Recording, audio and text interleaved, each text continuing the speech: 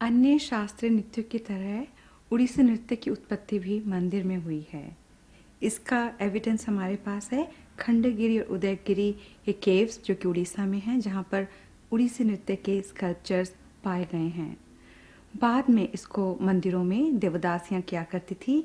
इस तरह से ये नृत्य जिंदा रहा। कुछ सालों बाद इसको छोटे लड़के सीखते थे, जिनको हम गोटीपुओ डांसर कहते हैं। ये लोग लड़की की तरह ड्रेस होते थे और उड़ीसी को इन्होंने ही जिंदा रखा था। भारत की आज़ादी के बाद हमारे कला के क्षेत्र में काफ़ी परिवर्तन आया और उड़ीसी को बैठ के कॉडिफाई किया गया, जिसे 4 गुरु कुछ स्कॉलर्स के साथ मिलकर किया। उसमें एक गुरु मेरे पिताजी थे, गुरु मायाधर राउत। अब तो भारत में काफ़ी उड़ीसी किया जाता है, बहुत से स्कूल हैं और सरकार भी काफ़ी मदद करती है। अन्य शास्त्रीय नृत्यों के अनुसार उड़ीसी एक यंग डांस फॉर्म है, क्योंकि इसको बैठ के कॉडिफाई या शास्त्रीय जो बनाया गया वो काफ़ी देर में हुआ था। मैंने कहा 50s 1950s या 60s में हम लोगों ने इसको शास्त्र के आधार से सिखाना आरंभ किया था। उड़ीसी नृत्य में हस्त मुद्राओं का बहुत बड़ा स्थान है। हस्त मुद्राएं संयुक्त होती हैं या असंयुक्त होती हैं। असंयुक्त मुद्राएं इस तरह जाती हैं: पताक, त्रिपताक, अर्धपताक, कर्तरी मुख, मयूर। इस तरह से 28 हैं। और संयुक्त में अंजलि, कपोत, कर्कट, डोला। हम लोग मुद्राओं के द्वारा जो चाहे कह सकते हैं, मगर 1950s में हमने देखा था कि हम लोग शास्त्र से थोड़े दूर चले गए थे। उस वक्त मेरे पिताजी गुरु मायाधर राउत कलाक्षेत्र गए, जहाँ उन्होंने नाट्य शास्त्र और अभिनय दर्पण का अध्ययन किया। वापस उड़ीसा आकर इसी के अनुसार नृत्य सिखाया और हम इसे पूरी तरह से शास्त्रीय कह सकते हैं। और मैं अपनी मुद्राओं के द्वारा जो चाहूँ कह सकती हूँ, जैसे कि नदी का किनारा दिखाना है तो, और इसके लिए हम यही मुद्रा यूज़ कर सकते हैं, अर्धपताक। और अगर हमें पक्षी दिखाना है इस तरह से, पेड़ दिखाना है इस तरह से, मैं अपनी मुद्राओं के द्वारा जो चाहूँ कह सकती हूँ, जैसे मैं वहाँ जा रही हूँ, या मैंने देखा श्री कृष्ण बांसुरी बजा रहे थे। मेरे पिताजी के संस्थान में काफ़ी स्टूडेंट्स हैं जो विदेश से आते हैं, अलग अलग प्रांत, भारत के अलग अलग प्रांत से आते हैं उड़ीसी का अध्ययन करने के लिए। ये इतना कठिन नहीं है जितना स्टेज पर दिखता है। इसके लिए डेडिकेशन की ज़रूरत है, हार्ड वर्क की ज़रूरत है। स्टूडेंट के पास लग्न होना चाहिए और परिश्रम करने की शक्ति होनी चाहिए। हम लोग सुबह इकट्ठे होते हैं 8:30-9 बजे स्कूल में और 1 बजे तक अध्ययन करते हैं। इसमें हमको हिस्ट्री ऑफ डांस पढ़ाया जाता है, थ्योरी और बताया जाता है, मुद्राएं सिखाई जाती हैं, आई मूवमेंट्स, हेड मूवमेंट्स, ये सब सिखाए जाते हैं। और फिर हम शाम को 4 बजे से 7 बजे तक फिर पढ़ते हैं। इस तरह से हमारा सिलेबस बना हुआ है। 5 या 6 साल का अध्ययन करने के बाद मंच प्रवेश होता है, जो कि इनॉग्रेल परफॉर्मेंस है, स्टूडेंट का पहला परफॉर्मेंस है। इसमें वह अपना शिक्षा दिखाती है और अपने भगवान को प्रणाम करती है, अपने गुरु को जिन्होंने शिक्षा दी है, और दर्शकों को जो उसे प्रोत्साहित करते हैं। मैंने अपना मंच प्रवेश, जो पहला परफॉर्मेंस है, वो जगन्नाथ मंदिर दिल्ली में किया था। मैं 9 साल की थी। मेरी शिक्षा एक तरह से आरंभ भी हुई थी और एक तरह से एक मोड़ पे पहुंच गई थी कि मैं लोगों को दिखा भी सकूं या भगवान के आगे पेश कर सकूं कि मैंने क्या सीखा है। वहाँ से इसलिए आरंभ हुई थी क्योंकि वहाँ मुझे पता लगा कि मुझे और कितना आगे बढ़ना है और मैं इस लायक हूँ कि मैं सीख सकती हूँ और आगे जा सकती हूँ। अब लोगों में उड़ीसी के प्रति काफ़ी रुचि उत्पन्न हो गई है। इसका संगीत बहुत अच्छा है, ये देखने में बहुत अच्छा लगता है और एक बहुत ही खूबसूरत शास्त्रीय नृत्य है। मेरे पिताजी के स्टूडेंट्स काफ़ी जगह अपना स्कूल खोल चुके हैं, जैसे फिजी आइलैंड्स में, ऑस्ट्रेलिया में, न्यूयॉर्क में, ट्रिनिडाद में, हॉलैंड में भी।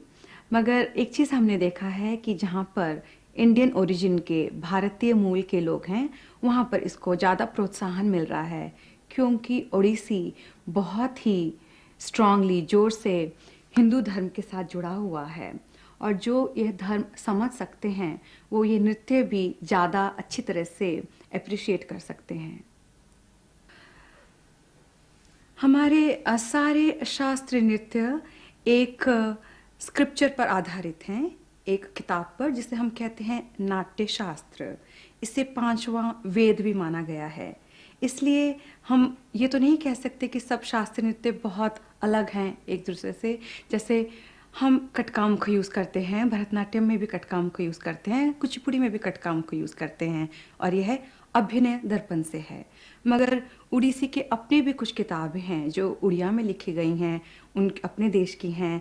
जैसे हम पुष्प मुद्रा करते हैं, या वस्त्र मुद्रा करते हैं, या बाण हस्त करते हैं, वो हमारे अभिनय चंद्रिका से हैं। कुछ तो डिफरेंसेस आ जाते हैं, क्योंकि आपको पता है भारत बहुत बड़ा है और अलग अलग हिस्से से नृत्य लिए गए हैं।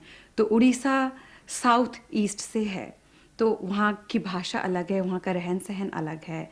और भरतनाट्यम तमिलनाडु सबसे नीचे में आ गया, तो वहाँ की भाषा अलग है, तो लिटरेचर अलग हो जाता है। उस हिसाब से कुछ अंतर आ जाता है, और शास्त्र के हिसाब से एक है।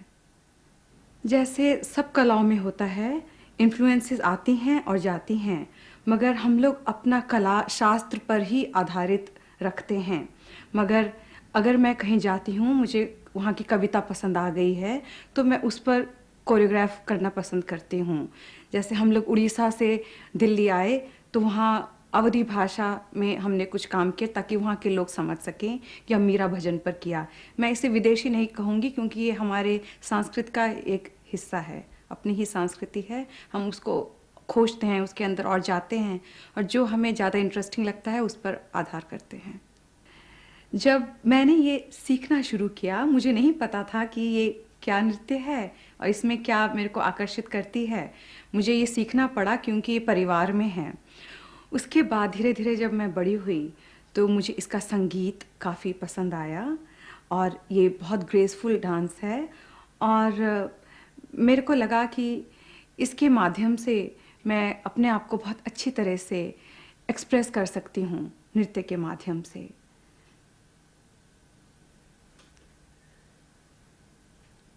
मेरे लिए ओडिसी नृत्य एक बहुत विशेष स्थान रखती है, क्योंकि ये परिवार में है।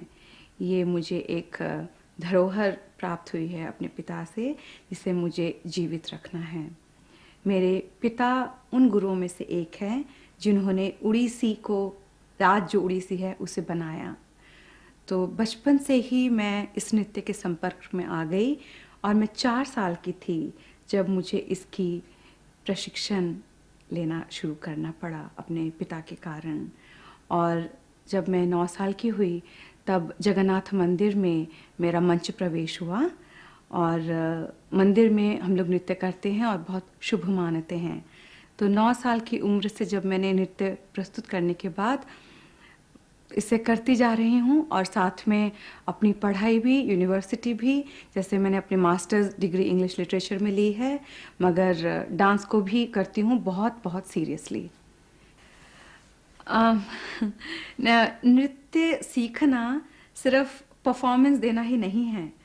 नृत्यांगना के लिए नृत्य का मतलब इससे काफ़ी अधिक है।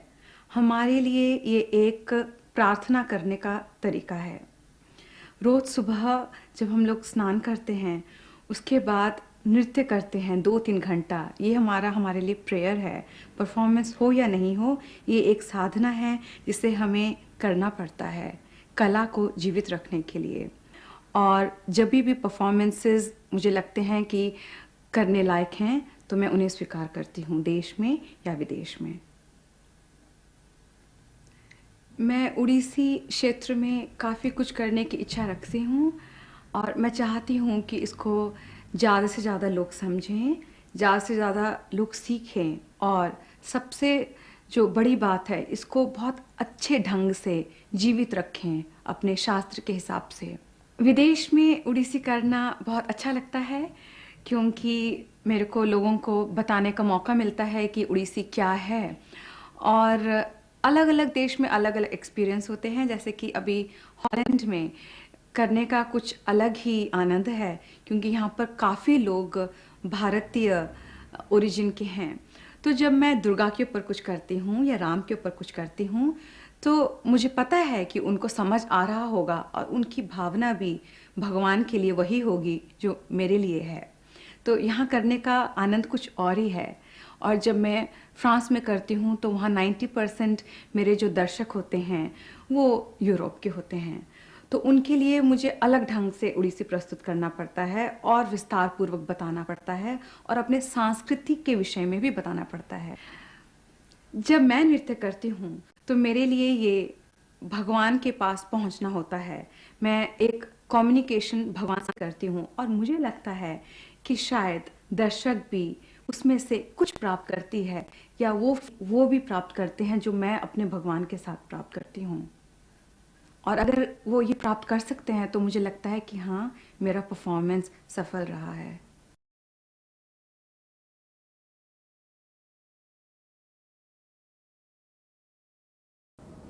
अभी आप जो देखेंगे वो भगवान शिव को अर्पित है, जिनके जटाओं में गंगा विराजित हैं, जिनकी बाईं ओर गौरी यानी पार्वती ने सुशोभित किया है, जो प्रिय हैं भगवान विष्णु को और जिन्होंने मदन का अहंकार तोड़ा है। मैं उसी शिव को स्मरण करती हूँ।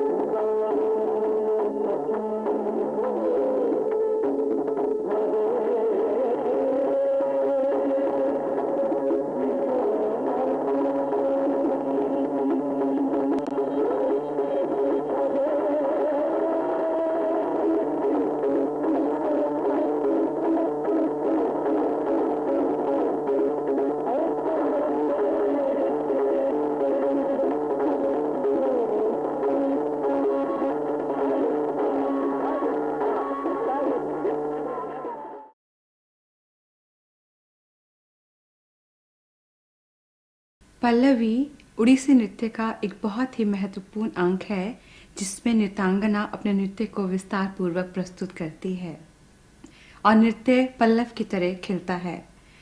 पल्लवी हमारे शास्त्रीय संगीत के कोई एक राग पर आधारित होती है और वह राग भी विस्तार पूर्वक बताया जाता है।